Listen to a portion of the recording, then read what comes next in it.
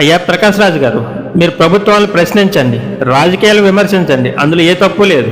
కానీ మా హిందువుల అస్తిత్వాన్ని, మూలాలను, మా దేవులను అవమానించే హక్కు మీకెవ్వరికీ లేదు. అన్ని మతాలు సమానం అంటూ సెక్యులరిజం ముసుగు వేసుకుని తిరుగుతుంటారు కదా, మరి ఆ సెక్యులరిజం ఒక్క హిందూ మతం దగ్గర ఎందుకు పనిచేస్తుంది? మా దేవుళ్ళపై, మా ఇతిహాసాలపై మీ నోటికి వచ్చినట్టు మీరు వాగుతున్నారు కదా. ఇవే మాటలు వేరే మతం మీద, ఇస్లాం మీద కానీ క్రిస్టియానిటీ మీద కానీ ఒకే ఒక్క మాట అనే దమ్ము మీకు ఉందా? లేదు. ఎందుకంటే మీరు సెక్యులరిస్టులు కాదు, సెక్యులరిజం ముసుగులో దాగున్న సూడో సెక్యులరిస్టులు. మెజారిటీ హిందూ దేశంలో మన దేవులను మన కళ్ళ ముందే కించపరుస్తుంటే మనలో ఎవరికి ఉలుకు లేదు, పలుకు లేదు. అదే ఒక ఇస్లామిక్ దేశంలోనో, ఒక క్రిస్టియన్ దేశంలోనో వాళ్ళ దేవులను ఇలానే అవమానిస్తే పరిస్థితి ఏంటో, వాళ్ళు ఏం చేస్తారో మనందరికీ తెలుసు. కానీ ఒక్క భారతదేశంలో మాత్రమే దేవులను తిట్టడం స్వేచ్ఛ అయిపోయింది. దీన్ని తప్పు చేసిన వాళ్ళని అనకంటే మనకెందుకులని చూస్తూ ఊరుకుంటున్న మనల్ని మనం చూసుకొని ముందు సిగ్గుపడాలి.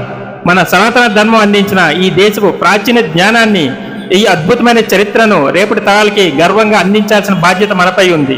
కానీ మనం ఇలానే మౌనంగా ఉంటే మన చరిత్రను వాళ్ళు ఇలాగే కించపరుస్తూ, మన నమ్మకాలను, మన మనోభావాలను వాడి నోటికి వచ్చినట్టు మాట్లాడుతుంటే మనం ఇలానే చూస్తూ సైలెంట్గా ఉందామా? రేపు ఇంకొకటి వస్తాడు, మన సంస్కృతిని ఇంకో రకంగా అవమానిస్తాడు, అప్పుడు కూడా ఇలాగే సైలెంట్గా ఉందామా? ఎందుకంటే మన హిందువులం కదా, మనకు శ్రవణ ఎక్కువ కదా అని మన చెంప మీద మనమే వాయించుకొని సరిపెట్టుకుందామా?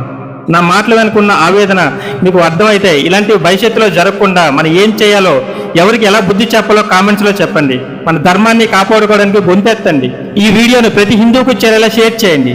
జై హింద్, జై శ్రీరామ్, జై భారత్.